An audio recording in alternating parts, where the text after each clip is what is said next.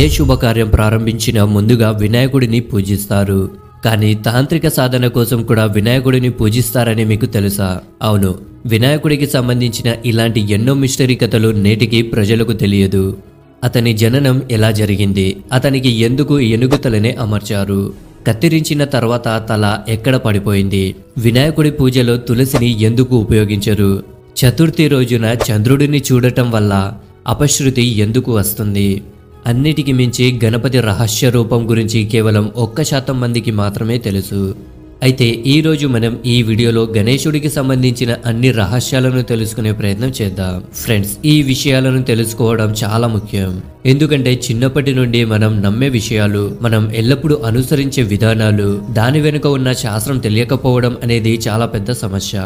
కాబట్టి ఈ రహస్యాలన్నింటినీ ఇప్పుడు మనం ఇన్ డీటెయిల్ గా తెలుసుకుందాం. కావున వీడియో చాలా ఇన్ఫర్మేటివ్ గా ఉంటుంది. లాస్ట్ వరకు చూసి నచ్చితే ఒక లైక్ చేయండి చాలు. నంబర్ 1, శివపురాణంలో వివరించిన కథ ప్రకారం శ్రీ వినాయకుడు పార్వతీదేవి యొక్క మైలలో నుండి జన్మించాడు. ఒకసారి పార్వతీదేవి స్నానం చేయబోతుండగా ఎవరు లోపలికి రాకుండా తలుపులకు కాపలా పెట్టమని నందిని కోరిందని, కొద్దిసేపటి తర్వాత శివుడు అక్కడకు వచ్చి అక్కడ నిలబడి ఉన్న నందిని చూశాడు. భోలాశంకరుడు పట్ల ఆయనకున్న విధేయత వల్ల నంది ఆయనకు లోపలికి వెళ్లకుండా ఆపలేకపోయారు.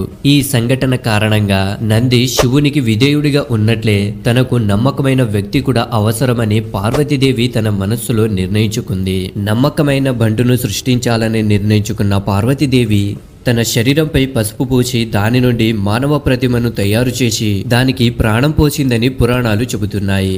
అయితే పార్వతీదేవి అతన్ని తన కుమారుడిగా భావించి గణేష్ అని నామకరణం చేశారు. ఈ విధంగా శ్రీ గణేశుడు జన్మించాడు. అయితే ఇదంతా జరిగినప్పుడు శివుడు కైలాసంలో లేరు. అందుకని పార్వతీదేవి స్నానం చేసే సమయంలో ఇంటిని కాపలా ఉండమని వినాయకుడిని ఆజ్ఞాపించింది. పార్వతీదేవి స్నానం చేస్తున్నప్పుడు ఇంట్లోకి ఎవరు రావద్దని గణేష్ గారిని ఆజ్ఞ ఇస్తుంది. అయితే కొంతసేపటి తర్వాత శివుడు ఇంటికి తిరిగి రాగానే గణేశుడు ఆయన్ను తన ఇంట్లోకి ప్రవేశించకుండా అడ్డుకున్నారు. శివుడు ఎంత నచ్చజెప్పినా గణేశుడు ఒప్పుకోకపోవడంతో శివుడు ఆగ్రహించి తన త్రిశూలంతో గణేష్ తలను తన శరీరం నుండి వేరు చేశాడు. గణేశుని ఈ పరిస్థితి గురించి పార్వతీదేవికి తెలియగానే ఆమె చాలా విచారంగా దుఃఖించడం ప్రారంభించింది. దీని కారణంగా ముల్లోకాల్లోనూ అలజడి రేగింది. మరియు పార్వతీదేవి మొత్తం సృష్టిని నాశనం చేస్తానని ఆగ్రహంతో ఊగిపోయింది. అయితే పార్వతీదేవి దుఃఖాన్ని తొలగించడానికి శివుడు గణేశుడిని తిరిగి బ్రతికించాలని నిర్ణయించుకుని ఉత్తర దిశలో వెళ్లి తమకు కనిపించే మొదటి తలను తీసుకురావాలని తన గణాలకు ఆదేశించాడు. అతని గణాలు అదే చేస్తాయి. వారు ఉత్తర దిశలో చూసిన మొదటి తల ఇంద్రుడి ఏనుగు ఇరావత్, మరియు వారు దానిని తీసుకువస్తారు. తర్వాత శివుడు ఆ తలని గణేశుడి శరీరానికి జోడిస్తాడు. అక్కడి నుండే శ్రీ గణేశుడికి గజాననుడు అనే పేరు కూడా వచ్చింది. నంబర్ 2, పార్వతీదేవి మరియు ఇతర దేవతల ఆజ్ఞల మేరకు గణేశుడిని ఎలా పునర్జీవింపచేశారో, అతని తల ఎలా ఎందుకని శరీరం నుండి వేరు చేయబడిందో, గణేశుని గజముఖ అవతారం గురించి మనం తెలుసుకున్నాము. కానీ శరీరం నుండి విడిపోయిన తర్వాత గణేశుడి తల ఎక్కడ పడిందో, ఆ ప్రదేశం నేడే ఎక్కడుందో ఎవరికి తెలియదు. కొంతమంది ధర్మగురువుల ప్రకారం చూసుకుంటే గణేశుడి తల నరికిన తర్వాత శివుడు ఆ తలను ఒక గుహలో ఉంచాడు. వినాయకుడి తలను ఉంచిన గుహను పాతాళ భువనేశ్వర్ గుహ అంటారు. ఈ గుహలో వినాయకుడి విగ్రహం కూడా ఉంది. దానిని ఆది గణేష్ అని కూడా అంటారు.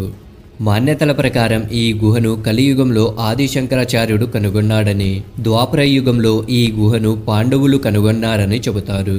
ఈ గుహ ఉత్తరాఖండ్లోని పిట్టాఘడ్లోని గంగోలీహర్కు 14 కిలోమీటర్ల దూరంలో ఉంది. ఈ గుహలో ఉంచిన కత్తిరించిన శిరస్సుకు శివుడే సంరక్షిస్తాడట. నంబర్ 3, గణేష్ మరియు తులసి కథ హిందూ పురాణంలో చాలా ప్రాచుర్యం పొందింది. ప్రేమ తిరస్కరణ, ప్రతీకారానికి సంబంధించిన కథ ఇది. ఒకసారి గంగానది ఒడ్డున గణేశుడు తపస్సులో మునిగిపోయి ఉంటాడు. అయితే ఆ సమయంలో అటుగా వెళుతున్న తులసిమాత వినాయకుని అందమైన రూపానికి ఎంతగానో ఆకర్షితురాలు అవుతుంది. దాంతో తులసిమాత తరచూ వినాయకుడిని చూడటానికి గంగానది ఒడ్డుకు వెళ్ళేది.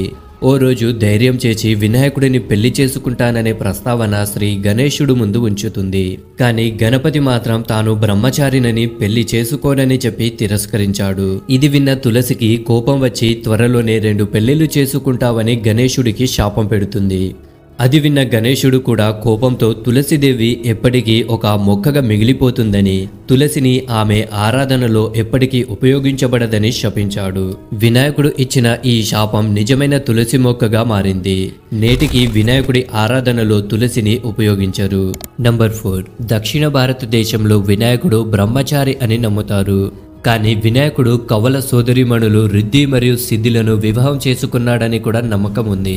అయితే దీని వెనుక చాలా ఆసక్తికరమైన కథ ఉంది. గణపతి ఎప్పటికీ బ్రహ్మచారిగా ఉండలేడని, 2 పెళ్లిళ్లు చేసుకుంటాడని తులసిదేవి శాపం గురించి మనం ఇప్పుడే మాట్లాడుకున్నాం. అయితే కాలం గడిచే కొద్దీ గణేశుడిలో పెళ్లి చేసుకోవాలనే భావన మొదలైంది. కానీ అతని ఏనుగుతల ఒక దంతాల కారణంగా ఏ అమ్మాయి కూడా తనను పెళ్లి చేసుకోవడానికి ఇష్టపడలేదు. దానివల్ల గణేశుడు నిరాశ చెందడం ప్రారంభించారు. మరియు తాను వివాహం చేసుకోలేనప్పుడు ఇతర దేవతల వివాహానికి ఎలా అనుమతిస్తానని భావించి తన ఎలుకతో కలిసి ప్రతి వివాహంలోనూ ఏదో ఒక సమస్యను సృష్టించడం ప్రారంభించాడు. దీంతో కలత చెందిన వారు తమ సమస్యను శివుని వద్దకు తీసుకువెళ్లగా అది విన్న శివుడు ఈ సమస్యకు పరిష్కారం బ్రహ్మదేవుడి వద్దే ఉందని చెప్పాడు. బ్రహ్మదేవుడు తన శక్తిని ఉపయోగించి రిద్ధి సిద్ధి అనే 2 అందమైన కన్యలను సృష్టించాడు. బ్రహ్మ గణేశుడికి వారికి విద్యాబుద్ధులు నేర్పమని కోరగా గణేశుడు ఆయన అభ్యర్థనను అంగీకరించారు. ఇప్పుడు ఎవరైనా పెళ్లి చేసుకున్నప్పుడల్లా రిద్ధి సిద్ధి గణేష్ దృష్టిని మరల్చి పెళ్లి జరిపించేవారు. ఈ విషయం తెలుసుకున్న గణేశుడు కోపగించుకొని శపించడం మొదలుపెట్టారు.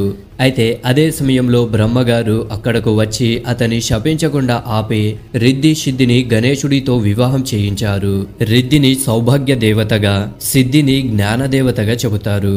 గణేశుడికి 2 కుమారులు కూడా ఉన్నారు. వారి పేర్లు శుభ్ మరియు లాభ్. నంబర్ 5, భారతదేశంలోని పశ్చిమ బెంగాల్లో వినాయకుడు అరటి చెట్టును వివాహం చేసుకున్నాడని ఒక ప్రసిద్ధ నమ్మకం ఉంది.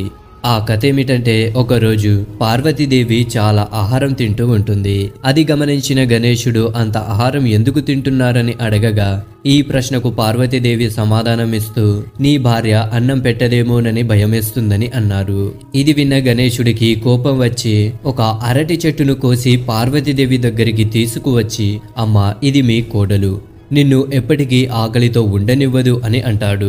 అయితే నేటికి పశ్చిమ బెంగాల్లో దుర్గ పూజ సందర్భంగా అరటి చెట్టును చీరతో అలంకరించి గణేశుడి కుడివైపున భార్య రూపంలో ఉంచుతారు. నంబర్ 6, వినాయక చవితి రోజున చంద్రుడిని చూడకూడదని మీకు తెలుసా? పురాణాల ప్రకారం ఒకసారి వినాయకుడు తన ఎలుక వాహనంపై ఎక్కి కైలాస పర్వతానికి వెళ్తుండగా చంద్రుడు అతని రూపాన్ని మరియు పెద్ద పొట్టను చూసి బిగ్గరగా నవ్వడం ప్రారంభించాడు. అది చూసిన వినాయకుడు కోపగించుకుని చంద్రుని శపించి నీ రూపాన్ని చూసి చాలా గర్వపడుతున్నావు, ఈ రోజు నుండి మీకు వెన్నెల ఉండదు అని శపిస్తాడు. అయితే ఆ సమయం నుండి చంద్రుడు వెన్నెల లేకుండా మారిపోయాడు. దాంతో చంద్రుడు తన తప్పును గ్రహించి వినాయకుడిని తన తప్పుకు క్షమించమని కోరుతాడు. అయితే వినాయకుడు అతన్ని క్షమించి చంద్రకాంతిని తిరిగి ఇచ్చాడు. కానీ చతుర్థి రోజు రాత్రి మిమ్మల్ని ఎవరు చూచినా అతనిపై తప్పుడు ప్రచారం ఏర్పడుతుంది. అది ఖచ్చితంగా ఆ వ్యక్తికి ప్రయోజనం కలిగించదు అని గణేశుడు చంద్రునితో చెబుతాడు. ఈ కారణంగా గణేష్ చతుర్థి నాడు చంద్రుడిని చూడకూడదు. నంబర్ 7, వినాయకుడి కొంటెతనం. ముచ్చటైన రూపం గురించి అందరికీ తెలుసు, కానీ చాలా తక్కువ మందికి తెలిసిన వినాయకుడి రూపం కూడా ఒకటి ఉంది. అదే వినాయకుడి యొక్క 32 రూపాలలో ఒకటైన అఘోర్ గణపతి రూపం. ఇది గణేశుని యొక్క భీకరమైన రూపం. ఆమెపై అఘోర్ గణపతికి 4వ చెయ్యి కూర్చుని ఉన్న నేకే గాడెస్ పై ఉంటుంది. కేవలం అంతేకాదు, అఘోర్ గణపతిని జనన మరణాల దేవుడిగా కొలుస్తారు. సృష్టికి వినాశనానికి ఆయనే కారకుడు. వినాయకుడి ఈ రూపం గురించి మీకు ముందే తెలుసా? గణేశుడికి సంబంధించిన ఇలాంటి కథలు చాలా ఉన్నాయి. వాటిని ఒకే వీడియోలో కవర్ చేయడం చాలా కష్టం. ఆ మిస్టరీ స్టోరీస్ గురించి తెలుసుకోవాలంటే కామెంట్ చేసి మాకు తెలియజేయండి. దీనిపై తప్పకుండా పార్ట్ 2లో తీసుకొస్తాం. అండ్ అలాగే ఈ వీడియో నచ్చితే లైక్ చేసి గణపతి బప్పా మోర్య అని కామెంట్ చేయండి.